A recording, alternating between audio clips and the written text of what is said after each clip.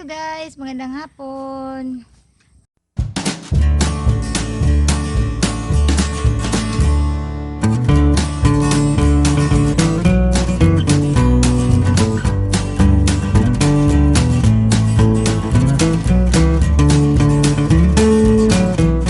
So ngayon nandito po kami sa aming garden, mountain garden.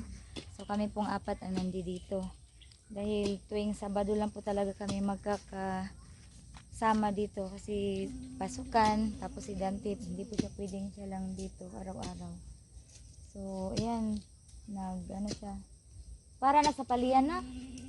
So ngayon nag si Dante nagbungkal para lagyan namin ng kawayan para pagapangan namin sa sa aming ampalaya.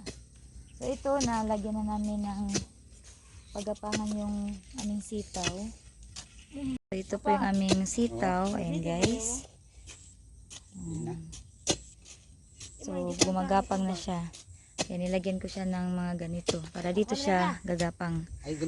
So ito ang binungkal ni Dante para yan sa ampalaya. Kasi yung ampalaya namin malapit na din siyang gumagapang. Nakuha ko ito. Nakapay dahon lang ga. Ay sik. Ito'y dahon ba na nanas paliyaw? Kuha na kuha. So sa ngayon guys, ito muna yung aming mga pananim dito sa aming garden. So ito yung aming talbos ng kamuti. Yan, malusog na malusog po talaga yung aming talbos ng kamuti. Ito naman yung alugbati ko. Alugbati na violet. Yun yung tinatawag na Bisaya na alugbati. So nililian ko na siya ng ganyan para gagapang siya. So dito naman, ito yung aming mga okra. So malapit na siyang lumalaki. Yan.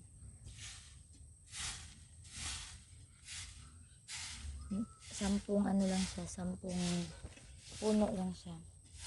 Ito naman yung aming kangkong. So dito din may nilagay si Dante na kalamansi. 2 puno po yung kalamansi namin. Ito at saka yan.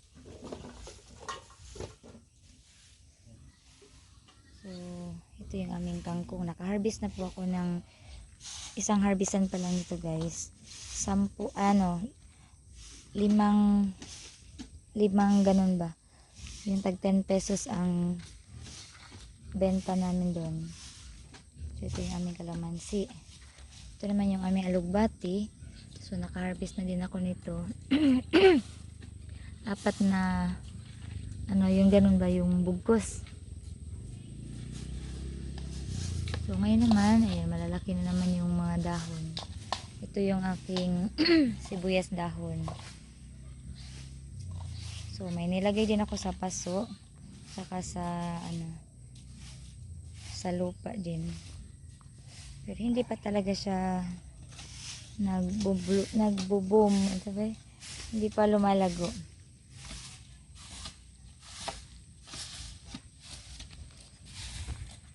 Ito naman yung aking turmeric, ayan, sumisibol na din.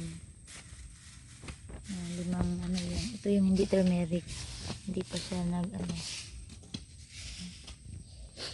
Ito naman guys, yung 2 puno ng mint. Ayan, tumubo na siya. 2 lang yan. Saka ito yung gamot sa ubo, oregano. Sa kada kilid guys, mayroon kami nilagay na malunggay, saka tangad. May sumibol na sa aming malunggay, may aming tangad, lemongrass. So meron din kaming 3 puno ng kalabasa. Ito naglagay din ako ng gabon. Kasi gulay daw at saka herbal ang nilalagay sa garden. Ito naman yung sili na malalaki, yung bell. Hindi pa siya lumalaki. Kasi katatanim ko lang yan.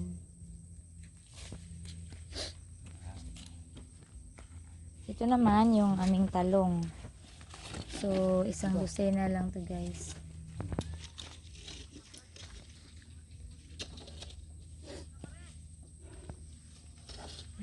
hindi pa siya lumalaki. Ito yung aking pichay. Sa totoo lang, hindi talaga, gusto ko talaga yung malalaki sana na ano ba, dahon. Pero hindi siya lumalaki. Siguro gusto dito yung malaking paso. Hindi siya lumalaki eh. Ibali na lang kayo na balik sa kuwan eh. Ang ibadakan, bandakuan na kuwan, no? Pa? Mura man siya. Haman. Uy, abugay to kuya. Ay, kuya.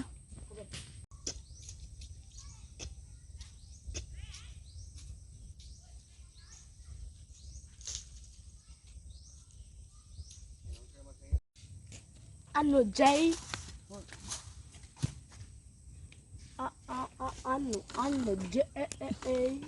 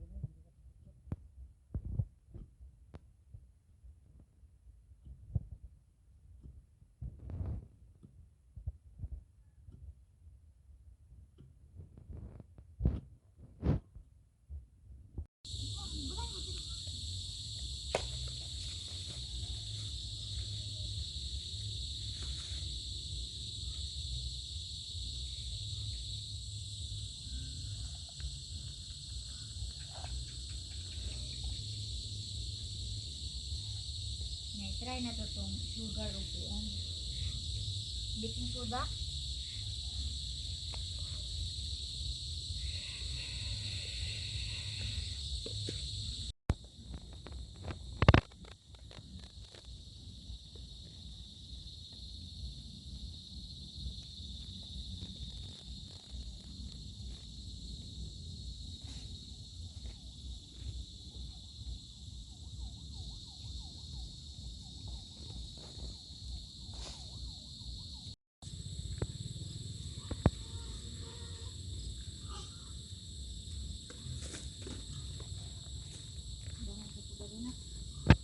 Tumbang kubutan na dyan ang cellphone.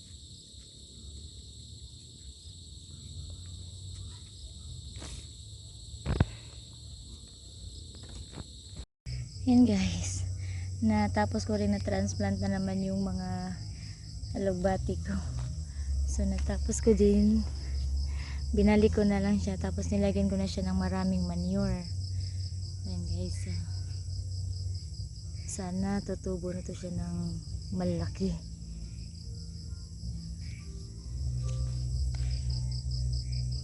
Bukas ko na lang itong iba dahil gabi na. So at least natapos naming matanggalan ng mga damo-damo na paguna namin ni kuya.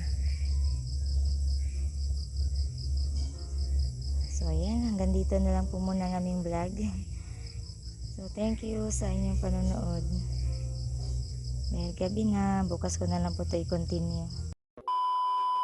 Hello, good morning. Nandito na naman po ako sa aming garden.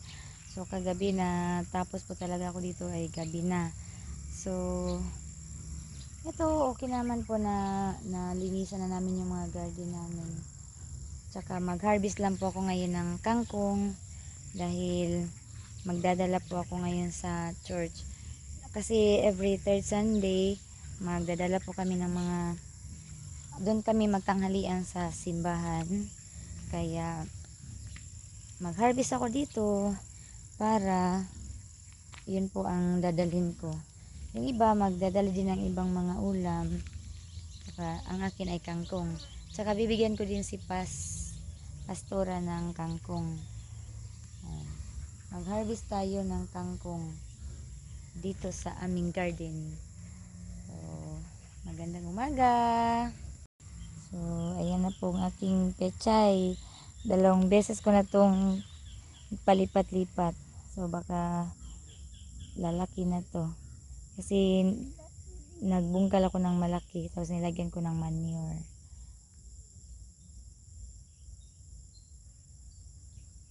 Yung talong ko nandoon, yung sitaw, tsaka ampalaya, yung sili. So hindi ko pa talaga lahat na lagyan kasi may pinapalaki pa kami ng mga yung ibang mga tanim. So sa ngayon ito lang muna. Oh, yung okra namin malapit na siyang lalaki. Oh, wow.